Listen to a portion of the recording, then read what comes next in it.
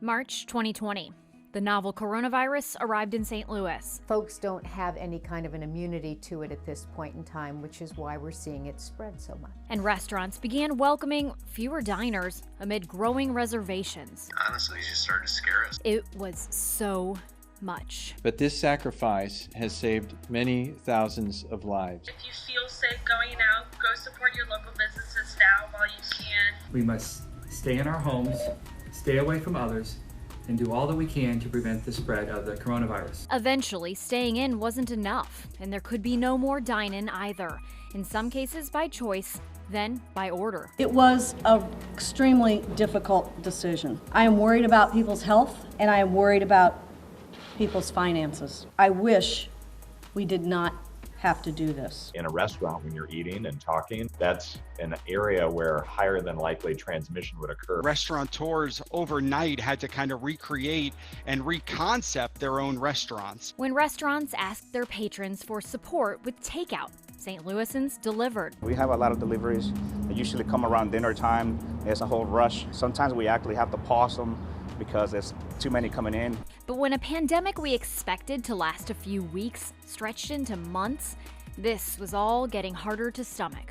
Restaurants are important to all of us, and we are struggling right now. Do you expect your own stay-at-home order to be extended? Next week or two, we will know more, but it won't surprise me a bit if it's extended. For the industry, changing and often uneven safety requirements across the area meant enough pivots to make them dizzy. It's very bleak and ominous, to be quite honest with you, and I'm not going to sugarcoat it. In some cases, stumble and fall. And COVID-19 knocked its feet right out from under it, taking out thousands of employees on the way down. I just left my previous job. We all went to go out and have drinks, and the next day, that place of business closed down. The place that I just started working at closed down. And pretty much every place that I frequented closed down. We don't know how many friends and family members in the industry we're going to lose through this. I know it's going to be significant. Thank you very much. Y'all have a good weekend. But food people are resilient people, and they're getting back on their feet. I think it's important to look at the bright side of things. Losing, about half of your revenue overnight is a good kick in the butt to start getting creative. With nowhere to go but forward, they're navigating new territory. We're keeping a log of everyone's name and phone number, or I guess one person per party that comes in. We've removed most of the bar stools. We're asking people to remain seated. We've blocked off every other table. We got out the tape measure and measured 6 feet. Now it's hashtag patio season forever. We've doubled our amount of heaters that we've had.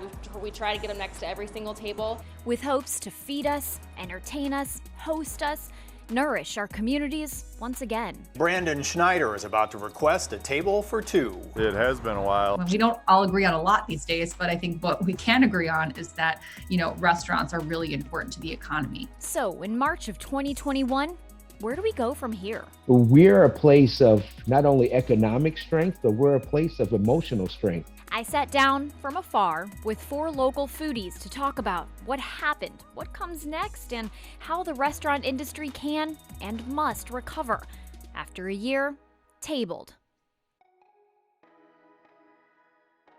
Just introduce yourself for me. Let's start with Kyle. Hi, I'm Kyle. I am the head brewer at Wellspent. I am at the brewery now. We turned off the metal music and we're gonna try to keep it decently quiet, but it is a working brewery. We're brewing today. I started the brewery with my wife in 2018, and we went along for about 2.5 years. I needed help running the business, so we sold the brewery to our new owners, Evan and Kristen Chance. Who are great. They're regular customers of ours and business-minded folks, and so they help me run the brewery now. And so I'm making beer and trying to run operations and do the best we can with what we got right now. Happy birthday, by the way. I saw your Instagram. That's awesome. Happy 3rd birthday. Yeah, thank you. Yeah, it's a weird, I guess now every person has gone through an anniversary during the COVID era because we've been in it for a year. Hi, I'm Tara Galina, and I am the co-owner of Viscia Restaurant and Winslow's Table Market and Bakery with my husband, Michael Galina. And like Kyle said, we are also at the point of celebrating an anniversary, and Viscia is going to be open for 4 years this month, and we shut down actually right before our anniversary last year. So we're really grateful that we're seeing another one come around, but also really looking forward to finding ways to celebrate that in a positive way, and sort of make the most of the situation that we're in. But it's been a really interesting experience operating two different businesses, one that had just opened, right before the pandemic had started as well. I feel like we're gonna have to have like a great big happy everything party once things are more open, because there's so many wonderful celebrations and anniversaries we haven't been able to fully actually embrace this year. So yeah, both for our businesses, but also, being a location where, so many of our guests came to celebrate special occasions too. It's been strange to not be celebrating with them in that way, but I've been really amazed with how we've been able to help people celebrate at home in unique ways, over the past year too. For sure. I'm Russell Ping. I'm the owner of Russell's Cafe and Bakery in Fenton and Russell's on Mackland. We actually celebrated our 15th birthday during the COVID time, but it was like there was so much stuff going on that we didn't even have time to stop and breathe and celebrate that we had been open for 15 years. Running the show, and wearing a lot of hats these days and stuff like that, but just keeping it moving. My name is Kui Tran. I am the overfed overworked busboy at My Leah Noodle House here in St. Louis. So it's been I'm glad to be on here with my colleagues here. I do miss the fact that I can't come into it's been a while since we've gone into anyone's restaurant. So it's been kind of a struggle trying to keep everything afloat, but we're staying positive. And if I can crawl, I'm sure all of us feel the same way. If we can crawl, we'll figure out a way to walk again. So that's kind of where we're at. And I think that's the attitude that all of us are using right now. So yeah, a lot of adapting. I mean, obviously we're all sitting at our own respective tables, homes, restaurants, breweries. We're not all sitting at a big table together, which is obviously what we would have wanted to do for any kind of conversation like this. But part of the reason we're all having this conversation in the first place and we're doing it over Zoom is because this past year has been weird, to say the least. So we're talking about 1 year in. I don't want to say 1 year later, because I know that COVID is not done yet. COVID didn't just happen in March and then we moved along and figured it out from there. It was an ongoing pandemic. It is an ongoing pandemic. So I'm going to ask each of you, what about you as both a business person and as a human being has changed over the last year? Well, I mean, a lot of stuff has changed for us. We had to close one of our locations through COVID. So just kind of like dealing with that whole thing. I think that people often think of like restaurant owners that we're just kind of, in the kitchen or working on recipes and stuff like that. But it's like like I said before, it's like you're wearing a lot of hats, and, this year's just been like a lot of stuff added on. You're trying to keep staff afloat, trying to keep businesses afloat, trying to act as your own lawyer to get through contracts and all that kind of stuff. I think we have also seen a lot of positives at our Fenton and Mackland location. It's just been a lot of learning this year. We've totally reconfigured how we do a lot of our stuff. We've reconfigured our hours. When we were able to seat people again, our whole reservation system has changed. And it's just been like this constant for me this year. Not so much focused on the kitchen this year, but just focused on continually, reconstructing this business, month after month after month, and just kind of like learning what people are comfortable with and what we're comfortable with and what our staff's comfortable with, and just constantly changing. We've definitely been on our toes for an entire year. Yeah. Tara, I know that's something we've talked about as well, just having to kind of pivot and pivot again and pivot a third time and just constantly adjusting. Is that similar for you when it comes to how you've changed in the past year, or how have you changed in other ways? Yeah, I mean, personally, professionally, everything about my life has changed from, how I go to work, how I operate work, how our businesses run. I had a baby during the pandemic. My life has, I really haven't had a lot of time to sit down and take a breath and reflect on it. But what I can say is that we're lucky that we have both of our restaurants are still open.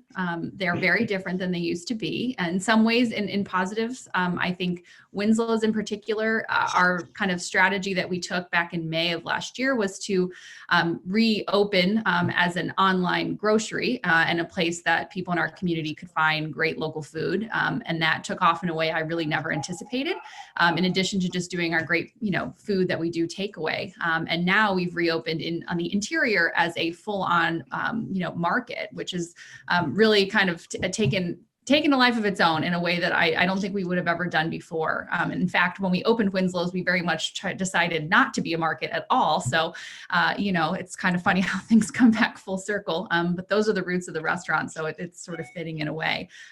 Vicia has been a lot harder. We are, I like to still think, a special destination restaurant for really unique experiences. Translating that to take home has been a little bit harder, but we've had an incredible sort of steady base of clientele that have been supporting us. One of my favorite things that we've done is every week we do these destination dinners that are take home or sometimes dine outside. And they sell out in a day sometimes. I just couldn't believe how receptive people were to the idea of, traveling through food. And that's been a really positive thing that's come from this. We've also totally transformed our outdoor dining space and are now reinvesting in building that out even further, because I see the potential in that, not just during COVID, but for years to come. So it's pushed us in directions I don't think we would have taken before. And I think when this is over, whatever that means, I think we will be more of the restaurant we always wanted to be, but maybe we're afraid to take some chances on. So I'm thankful for that. We have a really small team.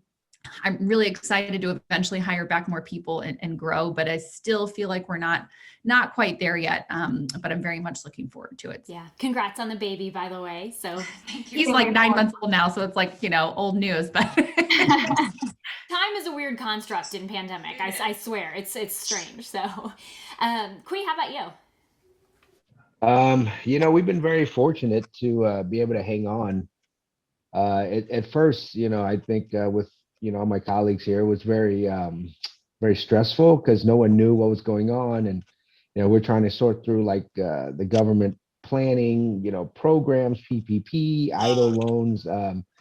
For a lot of our businesses that are already in debt, in the beginning it was very stressful because it's obviously still stressful, but in the beginning we didn't know what to expect because a lot of businesses, obviously you're in debt, a great amount to start up. And so the last thing we wanted to do was take on a government loan that we could possibly have to pay back just to stay afloat. And, that sets you back 2 to 3 years if you're lucky. So it was just one of the things. And, on this podcast, I think if a lot of people don't know, and if they haven't said so, a lot of us here wanted to thank Tara too, because she's been great and kind of spearheading this Restaurants Act. Everybody's just been so busy not being able to talk to each other, but at least I wanted her to know, since she's on here with me, that it's greatly appreciated that she's fighting for all of us as well, while we're all trying to figure out something to do.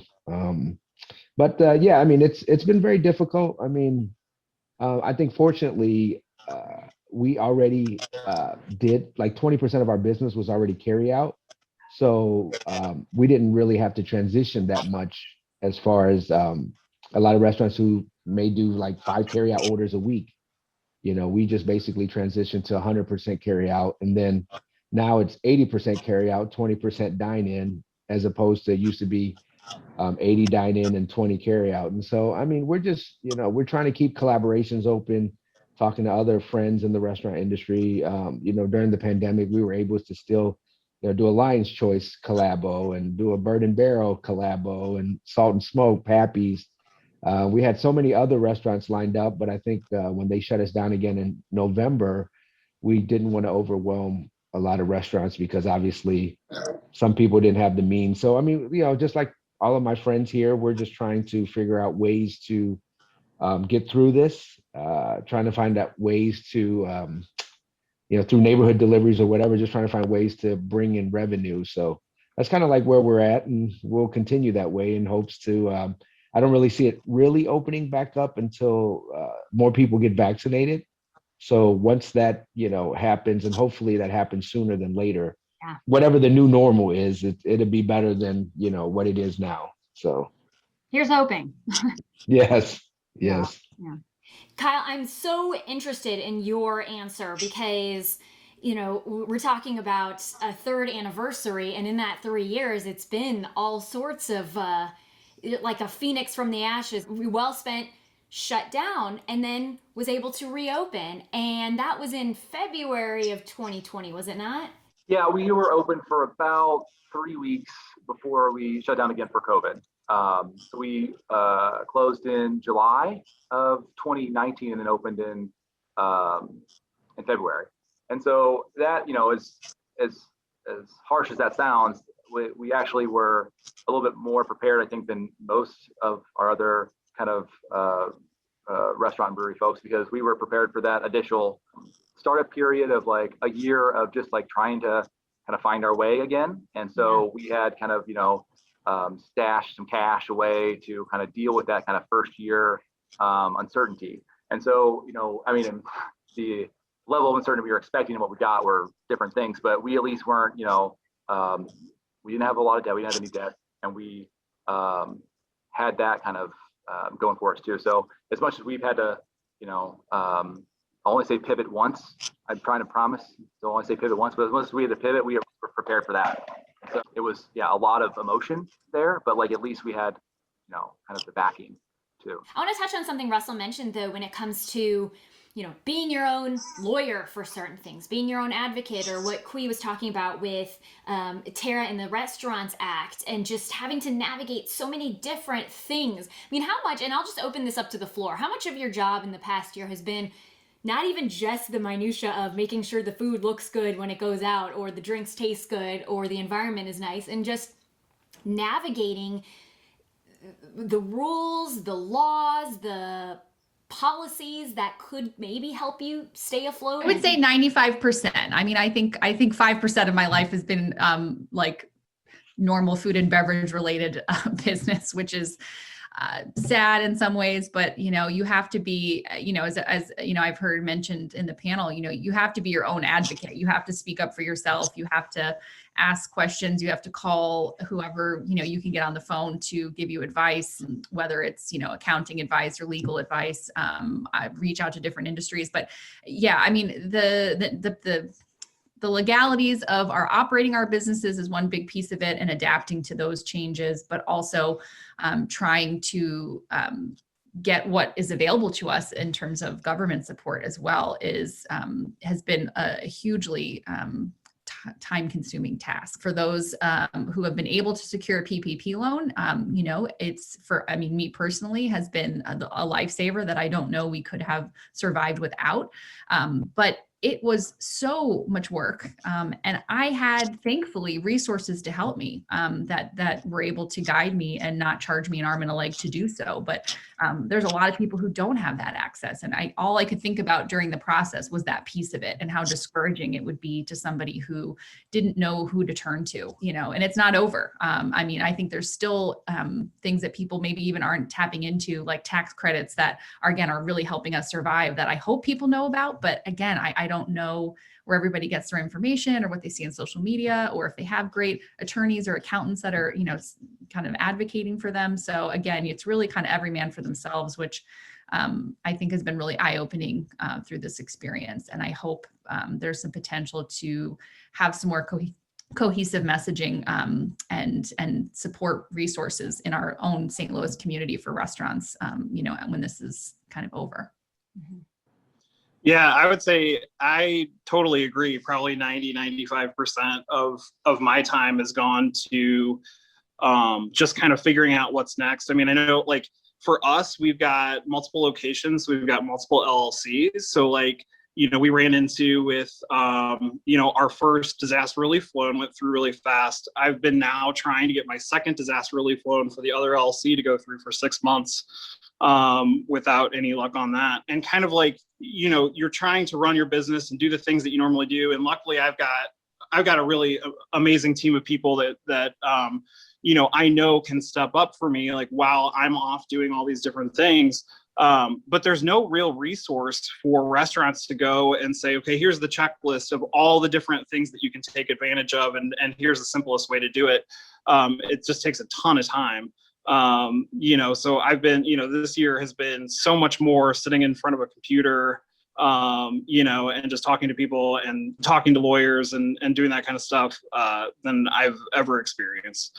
So hopefully, it'd be nice. Like I'm looking forward to a time, hopefully sometime in the future, where we can kind of just focus back on food again. But it's also been, like I said, I've got a really great team, and some of those people have really stepped up, and it's given them an opportunity to kind of show what they can do. So that's good.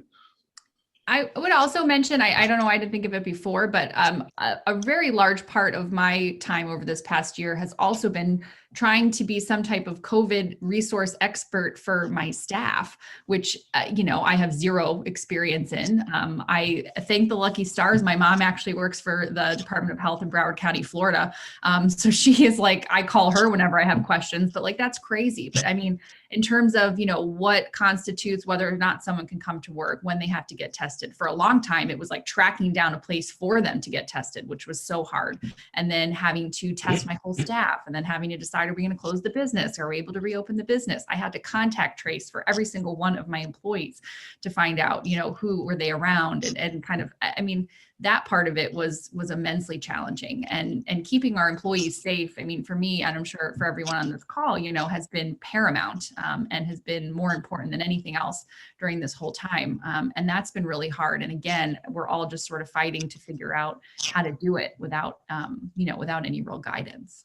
They're 100% correct, because this past year, I mean, I've literally 95% of my time has gone to, being a counselor, trying to figure out where to get COVID testing. And, Tara's right. A lot of times, luckily, I've been in St. Louis most of my life, almost all of my life, and built up a lot of resources. But, that's the thing, we've held meetings, to with the first PPP loan understanding before people were applying, with a lot of restaurant people. We had it at Nudo, and I put my attorney on speaker to help everybody out to kind of navigate how that was going on. And, other restaurant owners are calling like, hey, do you have somewhere we can get tested, and, for COVID and stuff like that. So, I've used a lot of my friendships, whether it be doctors, whether it be bankers, law attorneys, accountants, to kind of put them together and, hold these meetings where other restaurateurs without this kind of access could ask questions and kind of get a better understanding. So we have all been fending for ourselves. And, fortunately, I've been able to secure, PPP loans for many, many different restaurants too. So Russell, you want to reach me afterwards if you need a second round. I've got a good local bank I'm working with that could really help, because, I've helped secure, maybe over 15 PPP loans for different restaurants here in St. Louis, going through a local bank, and putting that out there to, the St. Louis Board of Aldermen as well. Like, if other restaurants need help, they can reach out to me, or I've put numbers up to my contacts at the bank. So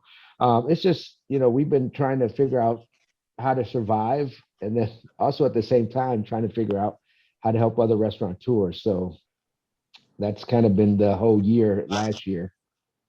Yeah, and as Tara was saying, like, as far as staff goes, another thing that's been just a big learning curve or difficulty as a restaurant owner is that there's nothing that's really standardized for what you're supposed to do if someone on your staff, comes in contact with this or something. The first time that somebody in our staff came in contact with it, I actually got a call. It was this girl's first Saturday that she was working.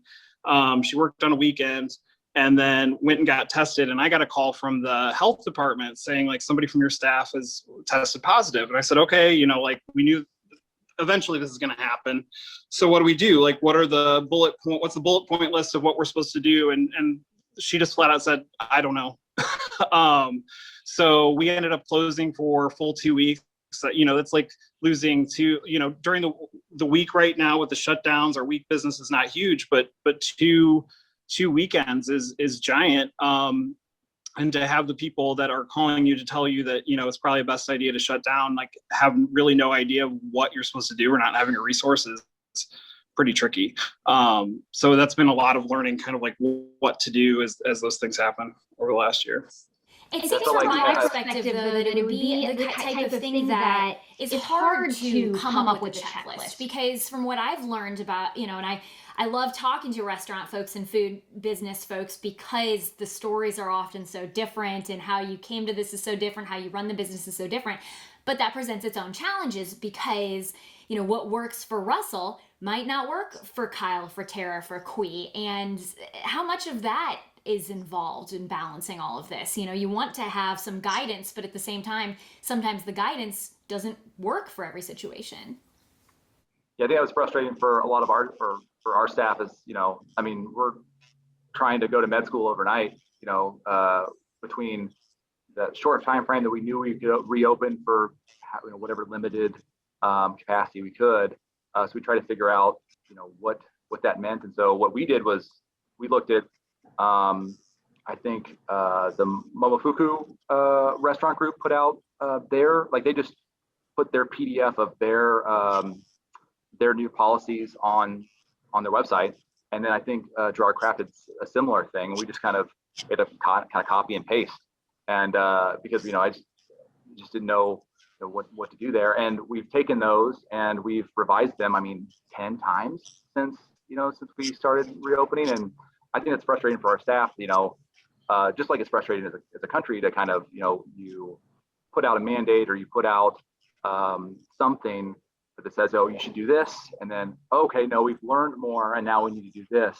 And so it seems like you're kind of fishtailing in your message, but what you're really doing is just learning and growing there. And so, at one point we had, we were allowing our employees to wear face shields instead of masks. And then we kind of dug deeper into that and asked some health people and did some research. And the research showed that wasn't really as safe as a face mask. So we had to kind of backtrack on that. Just little things that you want your staff to be, you're doing so much new things and you're kind of coming down with so many new policies. You want your staff to be confident in that and, kind of going back and forth. And that was a difficult thing for them to grasp. But our staff, at least, they're bought in and they had been bought in. And so, we're thankful or we're lucky that they trust us to, do that guidance, even though that guidance kind of goes back and forth.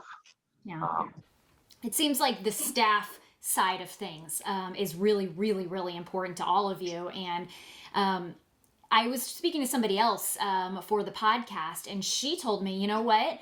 The whole customer is always right mentality doesn't work right now, because we also have to protect ourselves. We have to protect our businesses. We have to protect our families and our employees. And that means that if you want to come in here and not obey the health standards or practices, or maybe you don't agree with what I'm doing to keep my business going, then I'm sorry, then you're going to have to go somewhere else. How do you balance the customer and the employee? I think that, again, one of the silver linings that have come from this experience is what you just mentioned, is that we have all been operating under this premise of, the customer is always right forever. And a lot of times sacrifice both to our business, our bottom line, but also the well-being of our team. And I think back on not just things that have happened in my restaurant, but things I've heard from colleagues over the years that, we've sort of bent over backwards to accommodate or to allow people to speak to us in a way that is just not appropriate ever. And I feel empowered in a way now that I never did before to lead by example and say, no, I reserve the right to say that that's not okay. And like you said, you can go someplace else, but I think that is in terms of safety, but also just in terms of the little things. And I think diners need to understand that going forward, they can't just come in with reckless abandon and sort of demand the world on a silver platter for themselves just because they're paying us or they're tipping us or whatever, it may be. So I think that has been something that I'm trying to reiterate to my staff now that, while of course we want to provide hospitality and customer service, that's really important. We also respect to be able to say when, this is not an okay situation and you either need to leave or, escalate it up to the next level. Kui coined it and I use it. And I think it's the best thing ever is, safety is the new hospitality. And I couldn't agree more. Well, thank you. I was going to, pretty much chime in on that. Safety is the new hospitality. And, Tara hit it right on the button because, we've throughout the years have been yelled at and, we've taken literally everything in hopes of trying to give the customer the best possible experience in all of our restaurants. And so basically, I've had tons of situations where people have come in and said, I'm infringing on their rights or this is un-American. And all this stuff. And, I'm like, hey guys, you can't have it both ways. We're a private business. And I had 3 guys one time tell me, they said that, well, we don't have our mask. And I was like, well, you can't come in. And they're like, well, we're just going to sit right here. We're going to take it off when we eat. And I say, guys, do you see all these people in here? I said, it's my priority to keep them safe, to keep myself safe, and they depend on me to do everything in my power to do what's right in order for us to stay in business. Business has been hard without the PPP loan, and that's a scary thing to say. We've been in business. My lead's been in business for 35 years. We could have gone under in a blink of an eye, and I mean, I never thought of something like that, but this has opened my eyes up, and so it's kind of like, hey, we're not going to let people do things that's going to be hurtful to other customers or our staff because if something happened to me, all these people depend on me, and that's something that I will not be able to sleep at night knowing that if I didn't do everything right and my business went under, my staff can't feed their families. That's something I don't think I could live with. And so this is what I've told them. I said, once you cross that line, the only right you have is to hopefully have a nice meal and good service. But this is my place. These are my rules, and you can't come in here without obeying the rules. And I've never said anything like that in my life in hospitality, and it's kind of what I've done. Told my staff, we're always going to be generous, we're always going to be courteous and very respectful. But if people come in, doing something that's going to interfere with the health and well-being of my other customers and my staff, then they're not welcome. And we've made it very clear. One thing for us is it's been this fine line of I think all of us kind of that grew up in the industry, you grew up in it, having this mindset of you have to be in this yes, mindset, everything has to be yes. So it's kind of totally relearning how to stand up to those customers, but do it in a service and respectful way type of a thing, handing out face masks to people when they walk in the door if they don't have one. But then also loyal customers, when we had our Chesterfield store open and our Fenton store, those are more like cafe settings where there's a line, people would be spaced out and be outside because we couldn't have any people inside. And it's the customers would be the ones that would be telling people to put their masks on and stuff like that, just because they want to see, they don't want to see the restaurants have COVID problems. I was hoping I could add some type of positivity to the conversation, especially around this, but forever, we maybe have had 1 or 2 of those instances the entire year we've been reopened. Those those back and forth that you hear about, it really didn't exist for us, at least, just within these 4 walls. Our customer base, although it's, we're young and it's small, really responded well to being flexible. Our policies and procedures changing to our requirements, to our masking, to the way we do bathrooms and reservations and all of this stuff different for every place. And our St. Louis customer base has been super flexible about it and responsible and responsive to it. And so I can't say enough about the vast majority of St. Louis being respectful of our wishes to kind of change how we do things. Let's talk about that customer loyalty base, that the support, because I know, speaking of the positivity, I definitely do want to pivot to that a little bit. That, and Tara mentioned it with having the group of people that just the loyal, the folks who are loyal and said, you know what, I need to step up right now. Vicia was there for me during my anniversary dinner. Kui was there for me when I needed a gift certificate for my kids' school raffle, or, Russell's is where we get our Sunday breakfast all the time. I mean, people stepped up in a lot of ways. What are some of the moments that made you kind of say, okay, this is going to be okay. People are still good, and I can take a deep breath and feel good about where things are right now? I know they're fleeting sometimes, but there are moments, I imagine. There's a lot of moments. I mean, I think, all of us are dealing with, a lot of our business comes through online. And so people are placing online orders. And on most systems, you can leave a note or a message when you're placing an order. And I'm always blown away by the notes of positivity that we get from our guests, whether it's like, thank you for doing all that you do, something as simple as that, to this week, we had somebody place an order at Vicia and share that they were celebrating being cancer free. And this was, so meaningful to them. And like, I mean, I just started crying when I read it. And it's just, you forget, because we don't get to have these human interactions with people, that we are still providing a great experience and a connection, through food, even if it's in a box and it's very distant. So I think getting those messages from people mean more than I think they could ever know. With all the bad stuff, there's been a huge silver lining with our loyal customer base. We've had tons of people come in multiple times, more than they've ever have. And I mean, I've had people come in and say, hey, here's, leave a $500 tip for the staff. Or people have come in and, multiple times. And then I've had calls, where customers are like, hey, I just bought $1,000 worth of gift cards. How about, and they would text back and be like, hey, do you need more? I can buy more. And I'm like, no. Because everyone's struggling. It's not just us. And I think that's kind of like what we have to be respectful of.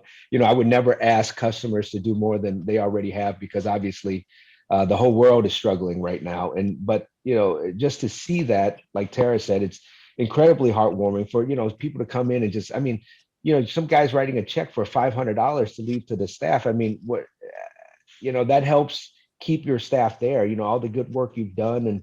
And there's been a ton of great stories like that. And, for that, I'm very grateful. It's, the positive stuff like that has helped keep me positive as well during these hard times. So yes, we've tons of great stories like that at Miley and Nudo.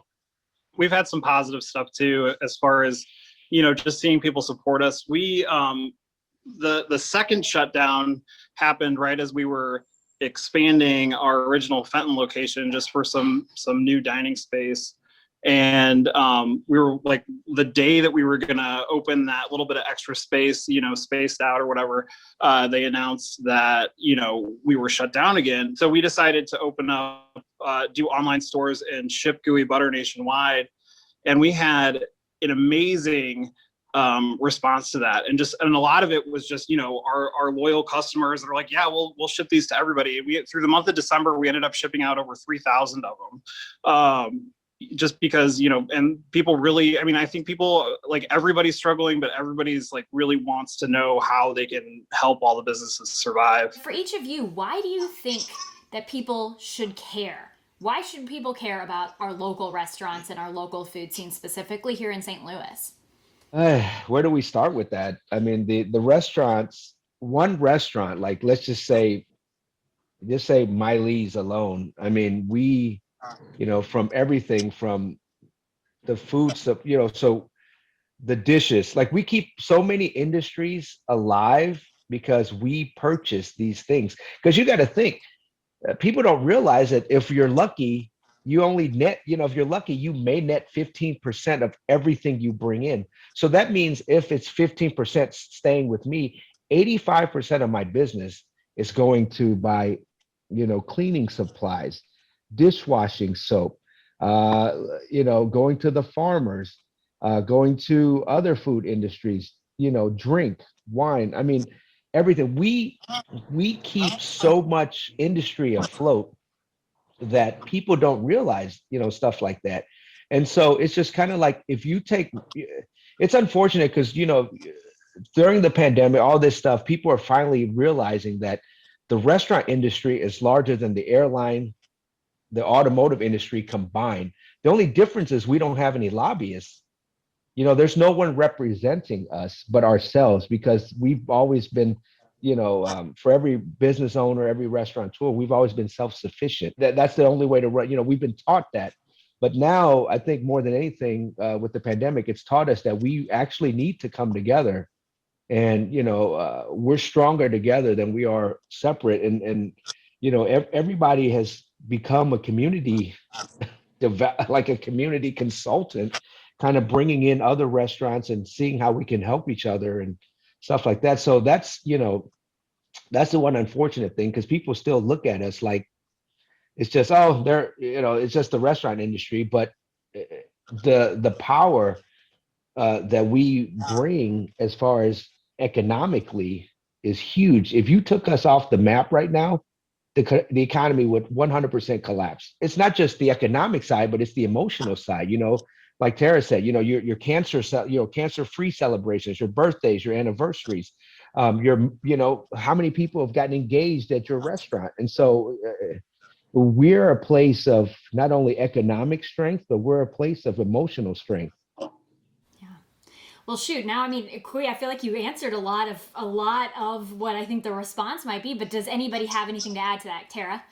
Yeah, I would say, I 100% everything Kui just said, I agree with. And I think in St. Louis in particular, I think there's two aspects of sort of surrounding industries that are very much entwined to restaurants and have seen growth because of restaurants. One is, it's obviously Missouri, Illinois, very big agricultural areas, but the proliferation of small farms, of people who are really committed to growing good quality food and respecting the environment has, in conjunction with the growth of the St. Louis restaurant scene, has tremendously grown. And I worry every day about their success because of our inability to purchase at the level and volume that we have in the past. And then in addition to that, tourism. St. Louis, and if you ask, Kitty Ratcliffe with Explore St. Louis, the tourism industry in St. Louis is hugely driven by restaurants. People travel to St. Louis to eat at our restaurants, to travel all across the city from Fenton to Chesterfield to downtown to the Hill, wherever, to eat. And we drive conferences booking here and events, and those things support a ton more jobs, and revenue to the city and to the county. And so, without us, all of those things also suffer. So I think there's a really big ripple effect within our, our local economy, besides just looking at it nationwide, that should have everybody caring about the success of restaurants. I think we can all agree, when we don't all agree on a lot these days, but I think what we can agree on is that, restaurants are really important to the economy.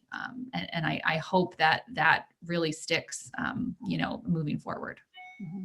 Yeah, I think local economy, and even like just the personality of each of the individual, neighborhoods. Like, these are 4 different restaurant owners that have restaurants in, or breweries in 4 different places. And it's like, when we opened here, I'm at Russell's on Macklin right now. We were here and there was a bar down the street, and there wasn't really a whole lot else going on down here at Macklin. And we've really seen this neighborhood grow in the last 6 years since we've been here. And, we're a staple of a lot of the people that live here walk down here for brunch on, Saturday and Sunday morning. And it's just not to toot our own horn, but if there wasn't that local spot where people could walk to, the whole neighborhood would have, a different feel.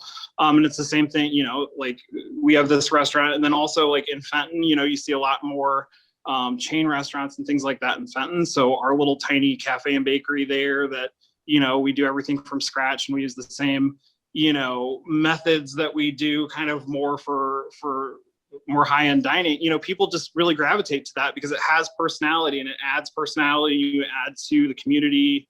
There would be so much less community support if all of these, independently owned restaurants were just wiped out.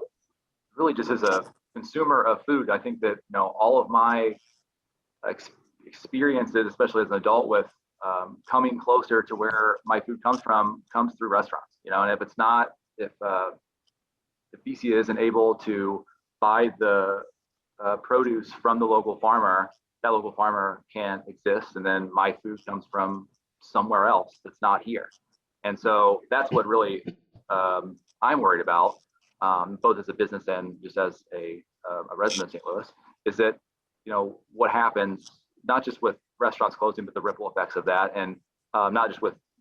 I think I wanted to hear Kui and Tara actually give the numbers on employment and on the financial effects of community, because that's where it's at, but also just like the ripple effects of where our culture is going without places like Vicia and Russell's and Miley. It's not really a place I want to live in. Can I chime in real quick on that, Abby?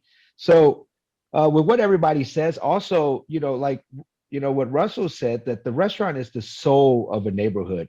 Like where he's at in Fenton, there's tons of chains. There's really no soul there. There's nothing, there's nothing that that people can relate to. It's just somewhere they go to eat. But if you go to the neighborhood place, it's somewhere that it resonates, because the owner is basically just like you. He is another citizen just like you. And not only that, but I think the independent, like what Tara says, she's worried about the farms and stuff, and all of us are. We're trying to find the best local, ingredients, best local farms that are growing, humanely, and it's sustainable. And so we're doing so stuff like that. That the restaurant industry, the more that we do that, it's scientifically, how does it not help the economy, all this stuff, but also help with, avoiding more pandemics like this, because we're finding farmers that are, growing their pigs really well, their cows, their chickens, and the source of our food. And so, that's something that could benefit us tremendously moving forward, health-wise. I feel like we could say, if you want to save the world, you can start by eating at a local restaurant. That's our new slogan. Maybe we'll make t-shirts after this. We talk about moving forward here. We are looking, if you watch the news today in Texas, they're opening things up. Everything's 100%. And sometimes we look at a city and a county location having two different rules and two different scenarios of what it could look like inside the restaurant. So though we are talking about being 1 year into this, though we have great news on the vaccine front, and we're hoping that we're going to continue to have good news on the infection front, it's still a pandemic. And so what do you want people to keep in mind when they see the rules potentially changing? And I think that people just need to realize the biggest thing is that, this is all up to each individual restaurant owner. So, in Fenton a while back, we were able to move up to 50% a while back, but it's a very small store. So we didn't move up to 50% because, that would put people in too close proximity to each other. And we are trying to keep, it's just as important to keep staff safe as it is to keep employees safe and all that stuff. I think if we open tomorrow at 100%, I don't think most of the people that dine here on a regular basis are ready to feel comfortable eating in a packed restaurant. I really miss the days of walking into the dining rooms or going out on the patio and it being crowded and just kind of like the chaos of everything and stuff like that. And hopefully that can come back at some point in time, but it's going to take a long time to get there.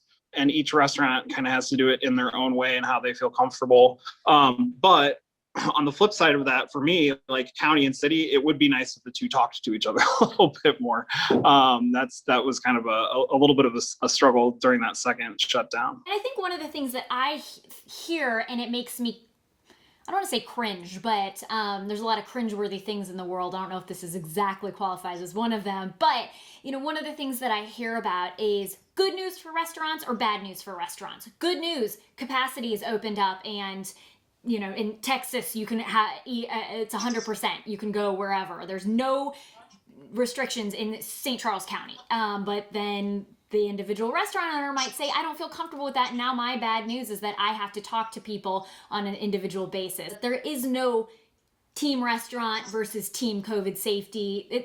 It's all over the place. I couldn't agree more. I was actually just having this conversation last night with Michael. Is everybody, I think is fixated on this idea of capacity restrictions and what that means and how great it is. But, if you're being a responsible business owner, you're not cramming people into your business. And if you have a small place, it doesn't matter if you can have 100%. You're losing at least 50% because you're trying to keep people 6 feet apart from each other. So in some ways, yeah, it matters, but in a lot of ways, it doesn't change anything. And until people are comfortable being closer than 6 feet away from somebody, I don't see how we can grow, our business in that sense, until that's different.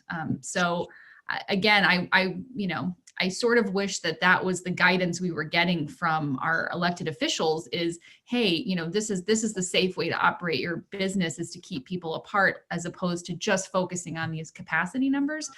So that's leaving it, like everyone has said, up to ourselves to decide. I think that we're building loyalty and confidence in our customers, through this process, because we are showing them that we're willing to make sacrifices, to put safety first. But, how long can we all afford to do that? That's an individual question for everybody. I think we're still a long way away before we have to really be thinking about capacity being 100% and being actually be able to have 100% capacity. Yeah, I mean, even like completely reworking business models to say like, okay, if we are, nobody did their original business model saying, okay, well, we're only going to seat 25 or 50% of our guests. So it's like redoing that math for a whole year out, saying like, how long can we survive? Because we want to keep people safe and stuff like that. So, and what are all these different, that's where that business model keeps changing. What are all these different things we can do? How can we seat people, more people outside when it's so cold? But then on the flip side of that, how much money are we spending on propane to keep, patios heated and stuff? So it's just, it kind of goes back to the first question of just like, constantly changing. And I don't think we're going to get to a point where like, okay, we're done. This is how it's going to run for the next year. It's still going to be a constant change. And I think that the best thing we can do, because there's no end to this. We're not putting a period on it and say happily ever after. This is what we want people to hear. It's, I guess, be patient and be flexible. And hopefully if we can treat this as something that we need to be kind to each other with, then we will make it out in the end, and we won't have to have too many more restaurants closing or things like that. So I feel like that's kind of the thesis statement. So to wrap it up, I want to know, I'm a big believer in comfort food, comfort drinks, comfort food, comfort snacks. What is everybody's comfort food right now? What are you, at the end of a long day, sitting on the couch and either cracking open or serving yourself up to get through this? Because we can thank you, food folks, for helping us with a lot of the comfort food. So what are you guys eating? I'll start with Tara. Well, let's see. As a mom, as well as a crazy business owner, something that I did have to make myself is really like priority number one. But I would say pizza. I think that's been the food of the pandemic, and I would have to agree. In my household, that is our go-to as well. And thankfully, I feel like everybody has gotten into the pizza game, so there's lots of wonderful choices in St. Louis, to keep it interesting. We live pretty close to Olive and Oak, so their cheeseburger is one of my favorite cheeseburgers ever. And usually Stag, or if we have, we're canning beer now, and so a low fills of beer. That's the meal of choice. And then, like Tara said, I eat whatever my kids don't eat.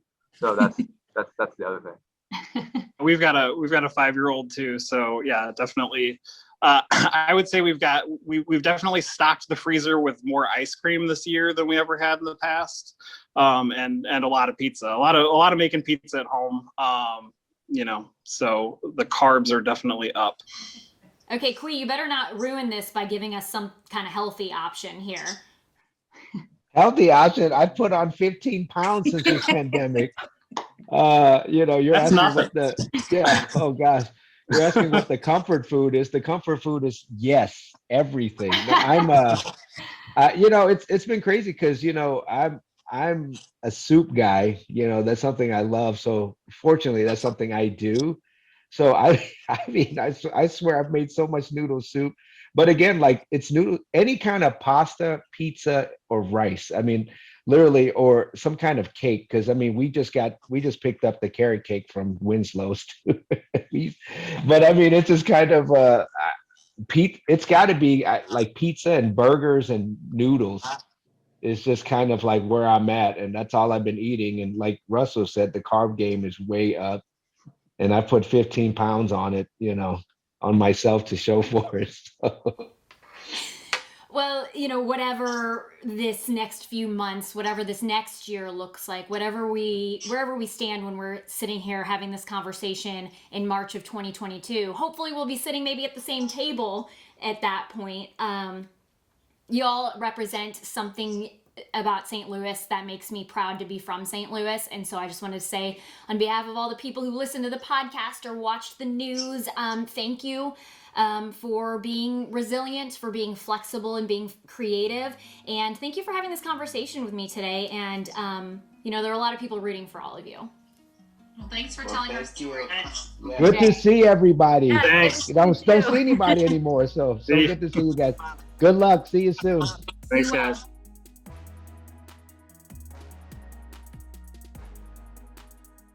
I wore pants too, so just in case I accidentally get up. Perfect. That is a lesson Okay. not enough people learned early on in 2020.